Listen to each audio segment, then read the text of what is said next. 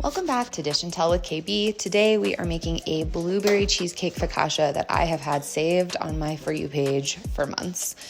I start by adding all of my wet ingredients as well as my dry yeast to a bowl with some warm water, mixing that up before adding in my 4 cups of bread flour. Bread flour is higher protein, so making sure you use a good bread flour is actually really going to help this recipe.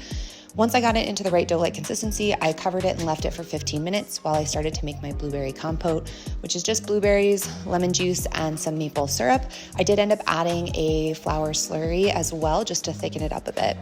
Then it's time to stretch and fold your dough. So you're gonna reach in with wet hands, grab the dough, stretch it out, fold it over till it becomes a nice ball, and then leave it to rest for another 15 minutes, and you're gonna repeat the stretch and fold.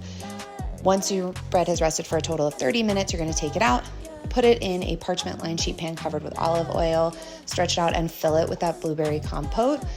Once you've done that, you're gonna flip it over and stretch it back out, being really careful to pull from the bottom so that you don't tear the dough and get the blueberries all burnt, and then top with the other half of the blueberry mixture.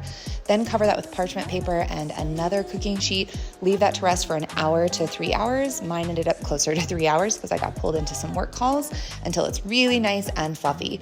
Then mix up your cheesecake filling and then start to dimple the dough. She piped her cheesecake filling into the bread, and I don't have a piping mechanism, so I just kind of squished it in there, and this seemed to work just fine. Then make your crumble topping, put it all over the top, and then it's time to pop it in the oven at 450 for about 25 to 30 minutes, rotating halfway through. Then I prepped an easy icing, which I drizzled over the top. This is just vanilla bean paste, powdered sugar, and milk.